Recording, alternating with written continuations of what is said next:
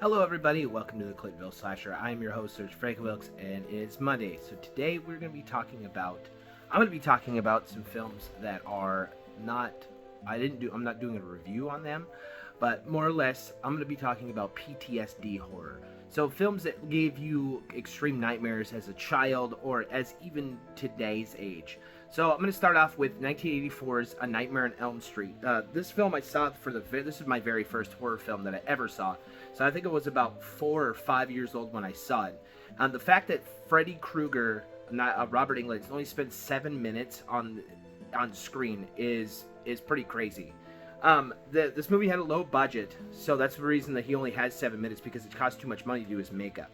Now, this movie is so terrifying for its time, and it's almost the most perfect horror film ever made. If you took out that stupid car and you take out that ridiculous mom blow-up doll, if you take out those two things and you put in the fact that Nancy Thompson had a sibling, and I know that's in the it's a cut scene from that film, and if you put in that part where it is and Nancy Thompson has a sibling, and that's mentioned in the film, but it's cut out. If you would have put that in that movie with the practical effects that it had, and how scary it was, how terrifying Robert Englund, his performance was, would literally be the best horror film ever made. If you just take out that stupid car and that dumb blow up doll mom, like when he pulls her through the door, so ridiculous.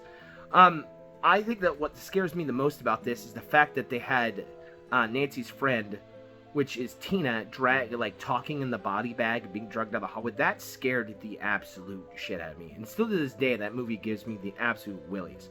Now, one thing that'll mess me up for all eternity, and this one will give me PTSD, is that if you just forget about all the other sequels for a moment, you just forget everything you've ever heard about all the other sequels, and you just focus on the first film.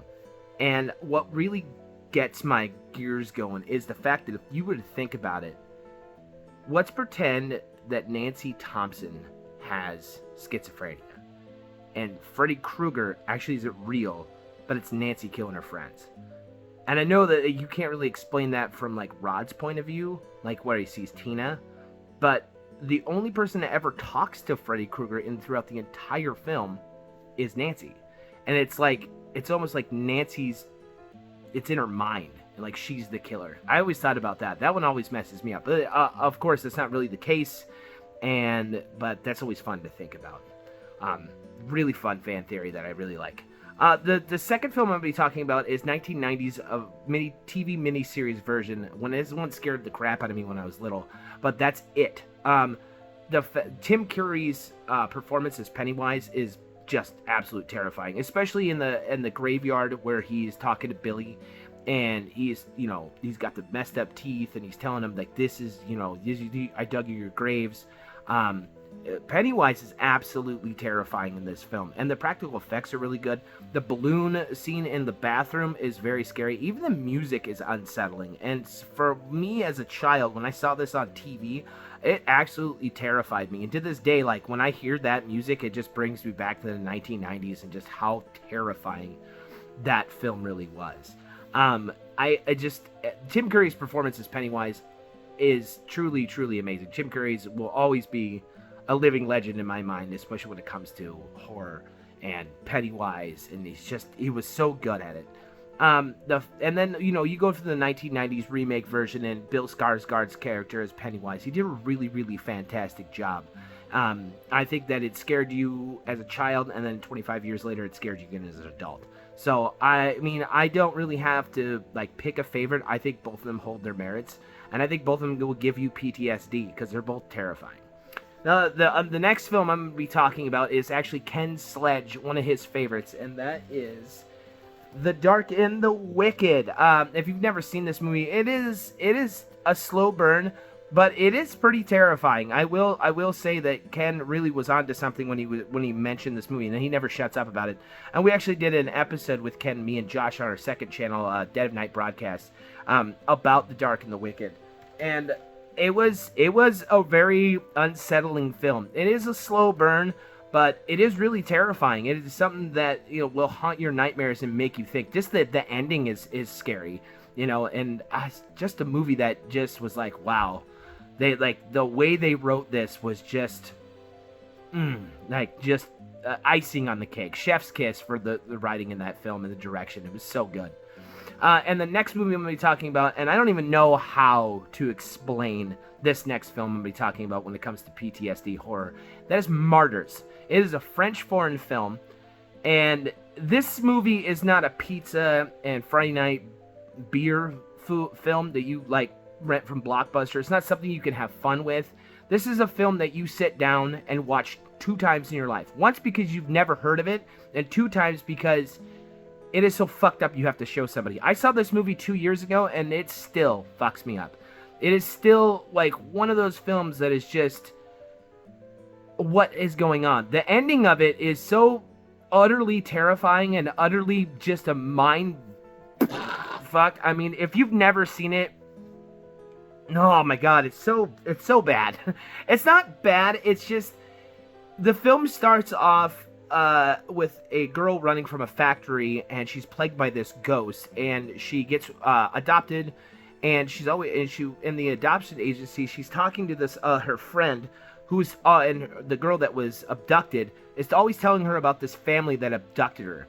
And her friend doesn't believe her until she goes and finds them. When she finds the family, oh my god. When she kicks that front door in and shit starts going off, this movie has no chill. There is literally no chill to it. There is no slowdown. It is insanity. And when you think the movie is over, it gets way, way worse. I mean, it was streaming on Shudder about 2.5, almost 3 years ago when it was on. I think it was on Shudder. I think that's where I saw it.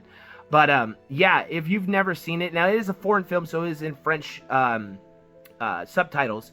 And when it comes to, like, foreign horror, especially Martyrs, like, the intensity on the screen is so good that you almost forget you're watching a foreign horror film, and just the writing in it, the acting in it, the direction. Like, I don't even understand where they came up with the concept of this. It is just a mind trip. It is so insane.